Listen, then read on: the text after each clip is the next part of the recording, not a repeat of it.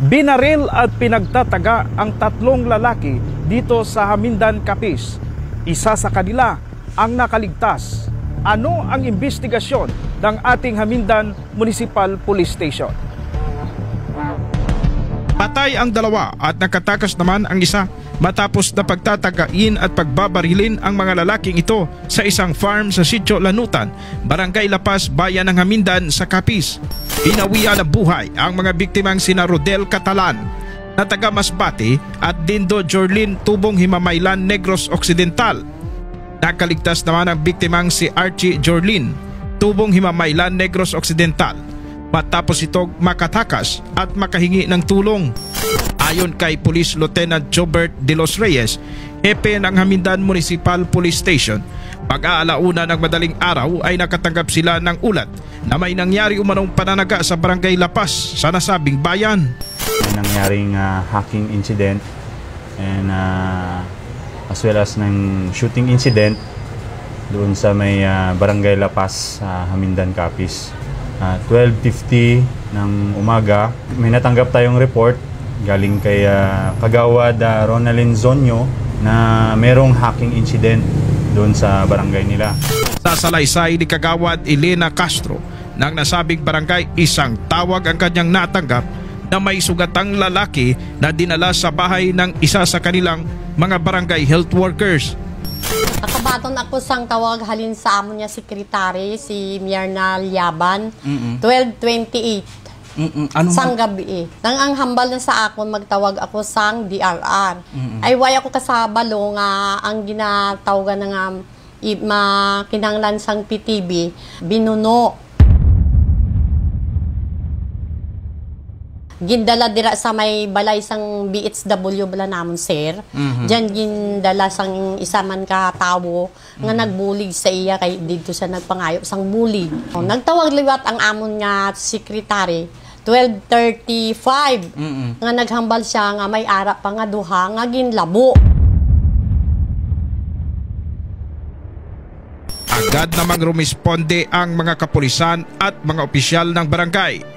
Pagdating ng mga kapulisan sa bahay na ito, nakita nila ang nakahandusay at wala ng buhay na mga biktima. Nagresponde yung personnel natin, mga kapulisan natin doon sa area, at doon naabutan natin yung mga biktima, pinagtataga ng suspect natin. Ganyan na ano yung pinakapinto ng bahay. May kwan sa lupa, tas hanggang dito yung pinakatulugan nila. Parang step pa ganyan. May hagdan, nilip ko ng ganyan. Yung isa, labas bituka, dilat na dilat yung mata, tas yung isa nakaganyan. Bulagta na talaga lahat sila. Sabi ko, sir, parang malamig na yan. Oo nga, sabi niya, mga 2 oras na siguro ito na napatay bago tayo dumating.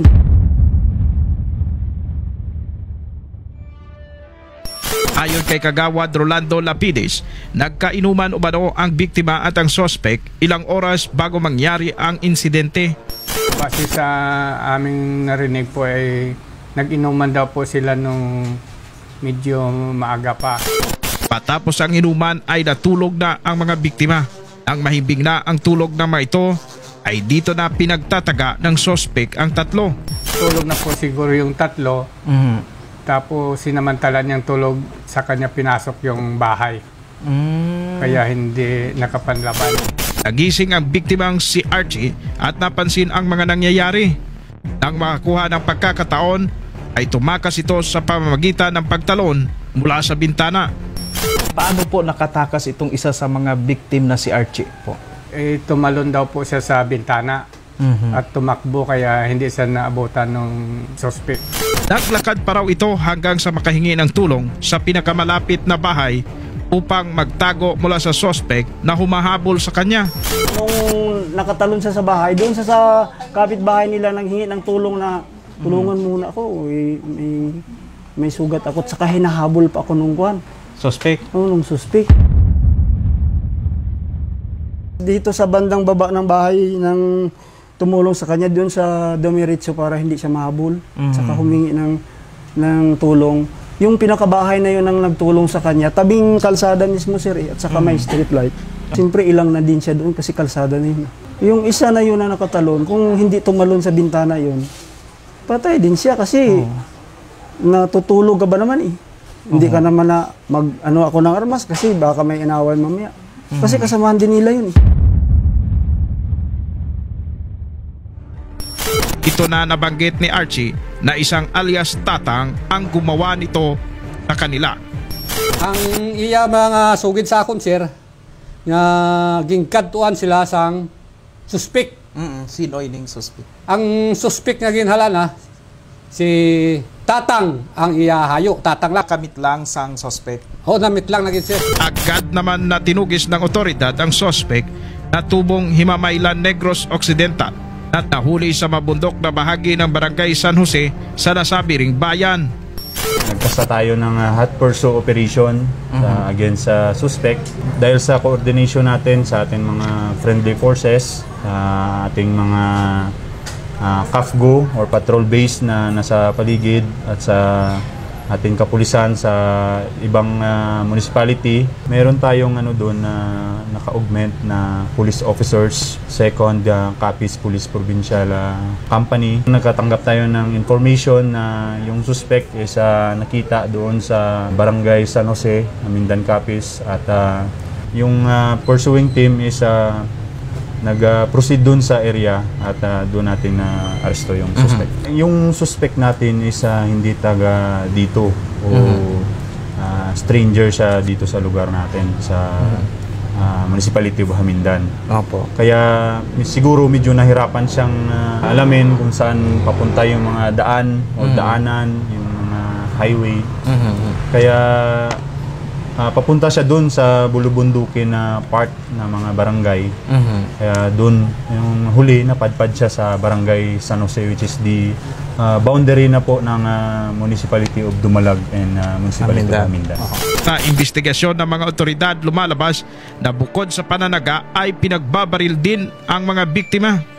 Based sa initial investigation natin at based sa report na nung una, yung investigation natin is yung mga sugat na nakikita natin physically sa katawan nila is dahil sa pinagtataga sila. But nung later on, nung nag-request tayo ng postmortem examination, kinandak ito ng ating rural health officer, doon niya na-discover na may mga tama din ng bala doon sa katawan ng dalawa nating biktima. Nung na-receive natin yung ni Doc, doon tayo nag-conduct ng follow-up investigation doon sa crime scene. Kung saan may na-recover tayo doon na isang basyo na allegedly is 9mm. Pero hindi pa natin matukoy talaga kung anong eksaktong baril na ginamit ng suspect. Ibig sabihin, sir, hindi lang pinagtataga yung mga biktima, pinagbabaril pa. Yung bolo na ginamit, sir, hindi natin na recover.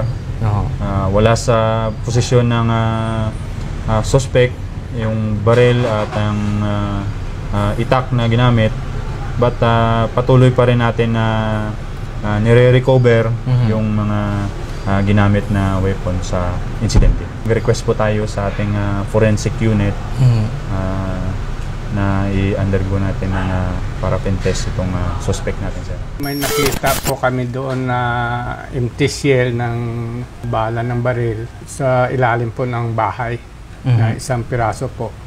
Tapos yung yung gulok na ginamit, yung itak po? Hindi po namin na-recover po. Hinagis na daw po doon sa may tabi ng kalsada, sa may kawayanan. So hinanap namin po doon, pero hindi po namin nakita. Hindi pa malinaw kung ano ang motibo ng suspect, pero hinala ng mga opisyal ng barangay paghihiganti ang rason kung bakit nagawa ni alias Tatang ang karumal-dumal na krimen. Base sa aming narinig, may dati na po silang alitan. Nag-away daw sila po nung mga nakaraang mga araw. Medyo hindi na siguro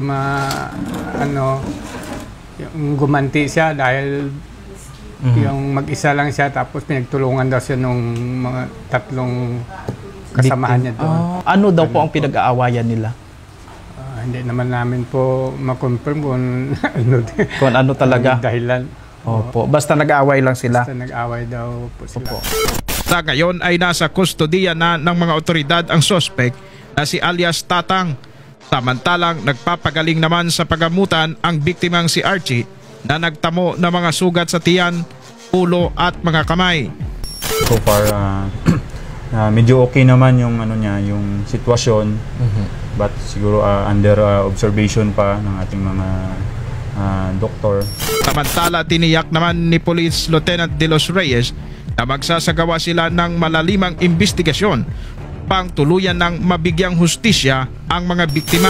May mga investigation pa tayong ginagawa o follow-up investigation kung saan titingnan natin kung mga posible na mga rason kung bakit nagawa ito ng suspect. Paalala pa ng hepe, sana ay magsilbing leksyon sa lahat ang nangyari at umiwas sana sa pakikipag-away upang makaiwas din sa mga katulad na insidente. Although ito yung mga biktima, tsaka suspect is strangers dito sa Municipality of Hamindan, but tayo ay sad or masubo na nangyari dito sa Municipality of Hamindan. Kaya yung inaano ko lang sa ating mga pumuluyo ay maging lesson learned ito sa atin lahat na iwasan natin na makipag-away makipag-away tayo sa kapwa natin para maiwasan natin itong mga insidente. At patuloy pa rin natin na hiningi namin yung kooperasyon at suporta ng ating community, ng mga tao. Suportahan lang yung programa ng PNP na layo nito na mapatuloy yung paigting pa yung peace and order sa lugar natin. Opo. Ito ang PBB News Online.